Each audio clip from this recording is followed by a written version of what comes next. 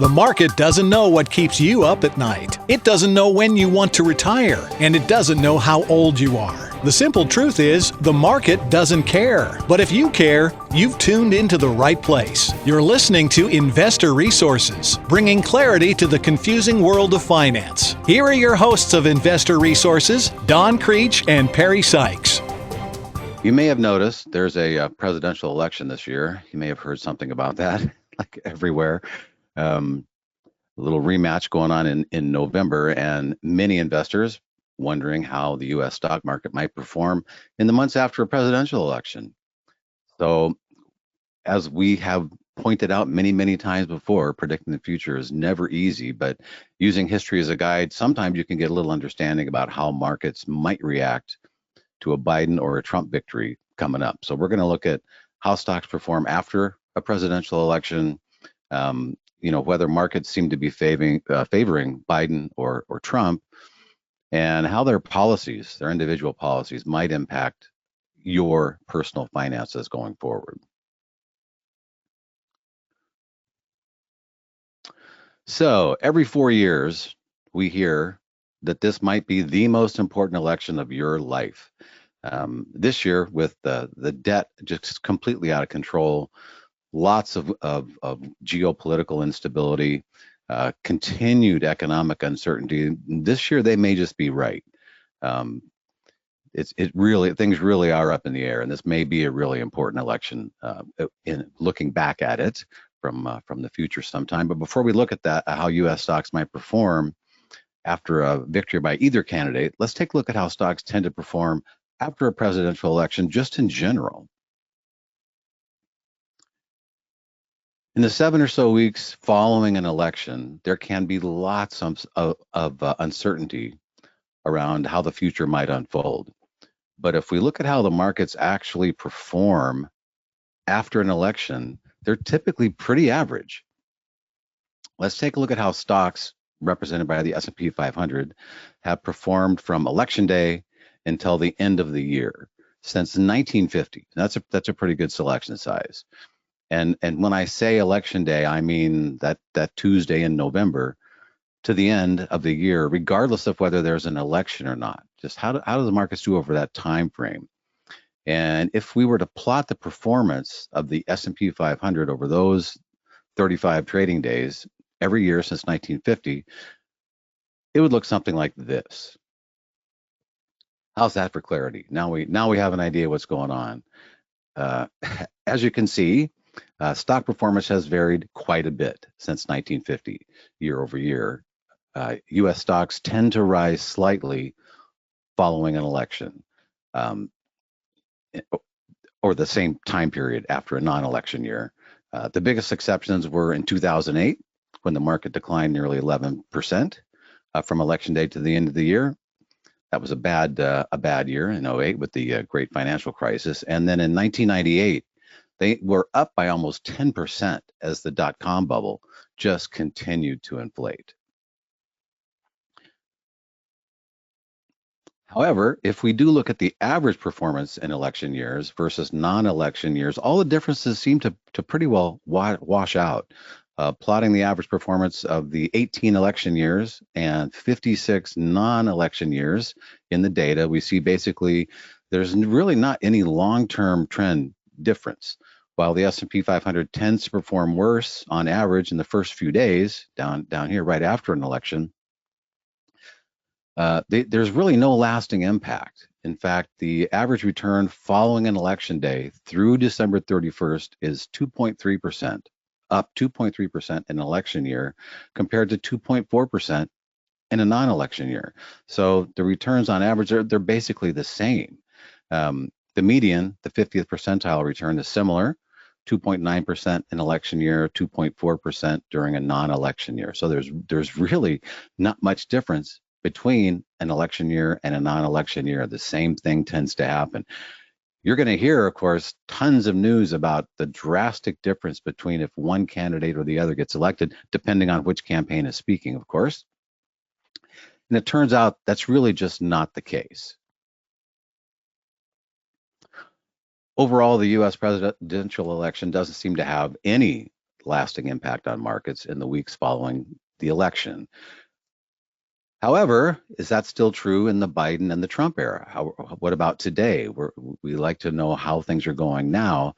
So when it comes to whether markets favor Biden or Trump, there's many other factors that have nothing to do with either of the presidents or their policies. Nevertheless, let's take a look at how stocks performed following each of their elections. They've already both won at least once, and during their presidencies as well. When Trump won the 2016 election, to almost everyone's surprise, many believed that U.S. stocks would crash as a result. Jane Street, they're a prominent quant trading firm. They believed that everything was just about to collapse. And after finding a way, we're not sure how, to get the 2016 election results a few minutes before the rest of the mainstream media, Jane Street still ended up losing money because they got the market's reaction wrong. As was cited in a book, Going Infinite, what had been a $300 million profit initially for Jane Street turned into a $300 million loss. It went from the single most profitable trade Jane Street had ever made to the worst trade in Jane Street history. And that just illustrates how difficult it can be to predict the reaction of the markets, even for, quote, the smartest people in the room. So even if you know what's about to happen, you often don't quite get it right. Nevertheless, the markets reacted positively to both Trump and Biden victories in 2016 and 2020. Biden saw better performance following his election in 2020. Overall, they both, after both elections, they performed better than average. After their election victories, the market was up 4% for Trump, 7% for Biden. So Biden, in this case, clearly ended up on top in the days after they were elected. However, if you look at how the stocks performed throughout the rest of their presidency, it seems like Trump was a clear winner when it was all said and done. This chart highlights this by showing the performance of every U.S. president from JFK back here in 61 all the way through Biden as of today. And while Biden's presidency isn't over, the market has a lot of catching up to do if it's going to match or beat how it performed during Trump's tenure. They're well behind here. This is a great chart because it does illustrate that U.S. stocks tend to rise regardless of which political party's in office. And this suggests that the factors that impact the stock prices have less to do with who's in the office than we might initially believe. Everybody thinks the president makes a really significant difference. There are too many other factors, and the president really doesn't have enough sway over economy and businesses to make that big a difference in the markets. You may notice that the only two negative periods occurred when the Republicans were in office, here and here. And that is correct. However, it's also true that those negative periods occurred immediately after the Democrat presidencies. So, who's to blame? The Republicans, the Democrats? Neither one. Nobody knows for sure what the cause is. We never do, even looking back. When White Charts look at this issue this year in their election guide, which is available online if you're interested, they found more or less the same thing. Markets don't tend to do any better whether Republicans or Democrat hold the reins. That's important to remember in an election year because, as I said earlier, you're going to hear what a big difference it's going to make depending on who gets in, and it's just not the case. It's very difficult to determine whether markets truly favor Biden or Trump. Biden seemed to be a sigh of relief for the markets at the end of 2020, but this didn't translate into better overall performance throughout the rest of his tenure, thus far. This means that how the markets will perform following a future Biden or Trump victory it's really anyone's guess. It's hard to know whether markets prefer Biden or Trump, but it is easier to analyze how their policies will impact finances. So let's take a look at that from 40,000 feet. Not going to get into the weeds here at all.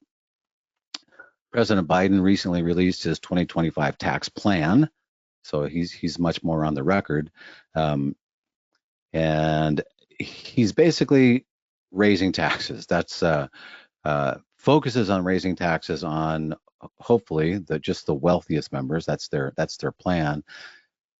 He's proposing to raise the long-term capital gains rate to be the same as the tax rate on ordinary income if you're making over $1 million a year. Under his proposal, the new long-term capital gains rate for those in the highest bracket would increase from 23.8% to 44.6%. That's a huge policy change from prior years. I doubt they'll get that through in its current form, but I wouldn't be surprised if capital gains rate increases. They get a capital gains rate increase somewhere in there if President Biden is reelected. Biden's also proposing taxing unrealized capital gains at a 25% rate if you're making over $100 million a year. So this is the truly very wealthy, the one percenters. This, though, it's very, very controversial. It's going to require wealthy individuals to sell part of their assets to pay the taxes if they don't have outside funds, even though the taxes aren't really defined. The value's not defined yet. They're not finished with it yet. And so that's another one. I'm not sure that's going anywhere, but that's what they're trying to do. They're also proposing to eliminate the stepped-up basis rule, which basically allows individuals to pass on property after their death without transferring the capital gains to their heirs. So the basis on the property is stepped up to the value of the property on the date of their death, and they're trying to eliminate that rule, meaning that the capital gains taxes are going to be owed on any property transfer. So President Biden's policies are going to raise revenue, mostly from wealthier individuals, as laid out. That would help slow down the country's expanding debt, increasing revenue on paper, but might also have a negative impact on financial markets, depending on which of those policies actually get passed.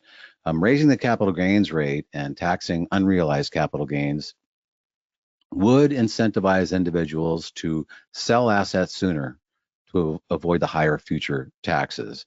And all else being equal, a lot of selling would depress asset prices, which could trigger worse economic conditions. As far as Donald Trump goes, none of his policies have been finalized. He's got nothing out as this is going to be my policy, but he's intent on lowering taxes and imposing some more tariffs on products coming in into the country. The 2017 Trump tax cuts are set to expire at the end of 2025, but Trump plans to extend them if possible. He thinks that the lower taxes lead to more economic growth, and he has continued to echo that belief on the campaign trail. He's going to raise import tariffs. He's done it before, particularly from countries like China, and if reelected, that policy will probably continue, which could lead to higher prices for consumers on imported products. Trump, of course, argues he's protecting American jobs and industries from unfair foreign competition. Overall, import tariffs are likely to raise prices on imported goods, which will not help slow down inflation. Increasing prices do not help inflation. And the impact on individuals is going to be based, of course, on what do you tend to buy. He also looks to get some more influence on the Federal Reserve. A lot of Trump's top advisors believe that he should be more involved with setting interest rate decisions. This has led to fears that he's going to try to undermine the independence of the Federal Reserve, setting monetary policy. And while there is no official proposal coming from Trump on that, Trump has been an outspoken critic of the Fed's interest rate decisions in the past. He doesn't necessarily like the completely independent Fed, and we don't believe the Fed's completely independent anyway, but that's the way it stands right now. Trump's policies are likely to improve your finances in the short term, thanks to the tax rate cuts extensions, but you might worry about their impact in the longer run. Trump's not going to do anything to reduce the national debt. He can't stop spending. The focus on growth may help the U.S. in a lot of ways, but we could end up in a worse fiscal position because the spending just continues. So while the outcome of the 2024 presidential election remains uncertain, history suggests that the stock market is likely to perform similarly regardless of who wins. In the short term, markets may react positively or negatively to the election results, but those effects tend to really even out over time. And while the stock market's reaction to the election is likely to be uneventful, the policy proposals could significantly impact your personal finances. Biden's focus on raising taxes on the wealthy and eliminating the stepped-up basis rule could slow rising wealth inequality, but it may also lead to lower asset prices.